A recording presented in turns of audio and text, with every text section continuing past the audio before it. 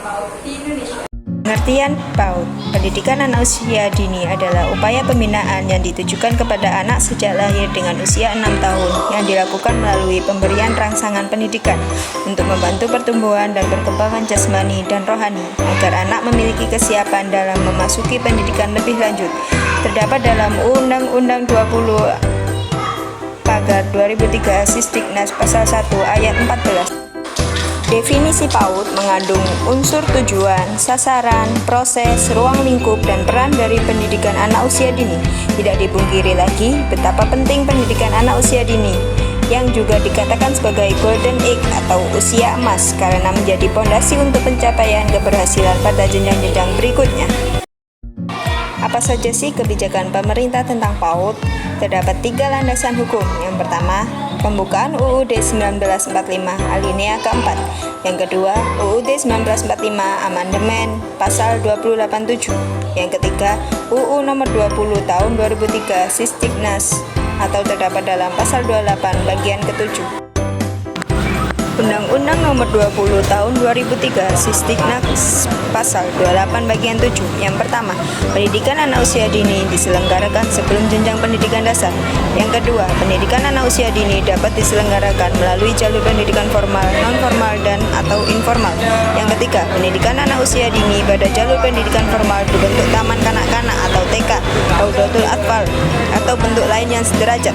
Yang keempat, pendidikan anak usia dini pada jalur pendidikan non-formal bentuk kelompok pelajar atau KP, taman penitipan anak atau bentuk yang lain sederajat. Yang kelima, pendidikan anak usia dini pada jalur pendidikan informal berbentuk pendidikan keluarga atau pendidikan yang diselenggarakan oleh lingkungan. Yang keenam, ketentuan mengenai pendidikan anak usia dini sebagaimana yang dimaksud pada ayat 1, ayat 2, ayat 3, dan ayat 4 lebih lanjut diatur. Macam-macam layanan PAUD. Yang pertama, Bina Keluarga Balita atau BKB. Yang kedua, Taman Penitipan Anak atau TPA atau yang biasanya disebut dengan babycare. Yang ketiga, Kelompok Bermain atau KB. Yang keempat, Taman Kanak-kanak atau TK. Yang kelima adalah Raudatul Atfal atau RA. Bina Keluarga Balita atau BKB. BKB merupakan program pemerintah melalui Badan Kependudukan dan Keluarga Berencana atau yang disebut BKKBN. BKB adalah layanan penyuluhan bagi orang tua dan anggota lainnya dalam mengasuh dan membina tumbuh kembang anak melalui kegiatan stimulus fisik, mental, intelektual, emosional, spiritual, sosial, dan moral untuk mewujudkan SDM yang berkualitas. Taman Penitipan Anak atau TPA dikenal juga dengan istilah daycare, taman pengasuhan anak, tempat penitipan anak. Lembaga pendidikan bagi anak usia dini jalur non-formal yang memberikan pelayanan bagi anak usia 0-2 bulan atau 2 tahun sampai 5 tahun yang orang tuanya berhalangan dalam kegiatan pengasuhan, perawatan, dan kegiatan pendidikan bagi balita. Pada umumnya, TPA berada di daerah perkotaan yang intensitas orang-orang bekerja tinggi sehingga tidak memiliki waktu banyak untuk melakukan kegiatan pengasuhan, perawatan, dan kegiatan pendidikan bagi balita, terutama pada jam-jam kerja. Kelompok bermain atau KP, salah satu bentuk layanan pendidikan bagi anak usia dini dengan rentan usia 2-4 tahun. Sebagai salah satu bentuk layanan PAUD pendidikan nonformal, KP juga dapat melayani anak dengan usia 4-6 tahun apabila di lokasi tersebut tidak memiliki layanan satuan PAUD lanjutan setelah KB atau Taman Kanak-kanak atau TK.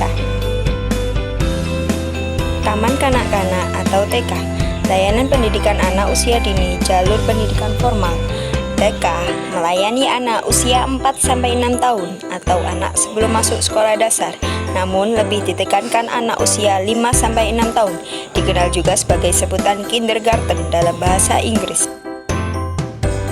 Raudatul Atfal atau RA, layanan pendidikan anak usia dini pada jalur pendidikan formal, pendidikan prasekolah yang memiliki karakter kuat dalam menanamkan nilai-nilai agama Islam sejak usia dini. Raudatul Atfal dilaksanakan di bawah naungan Kementerian Agama Republik Indonesia.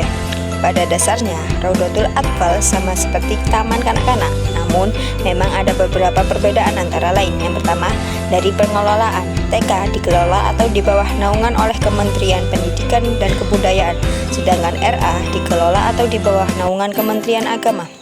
Yang kedua, dari segi materi belajar. Bila TK lebih bersifat umum, jika RA lebih kental nuansa agama Islam yang diajarkan.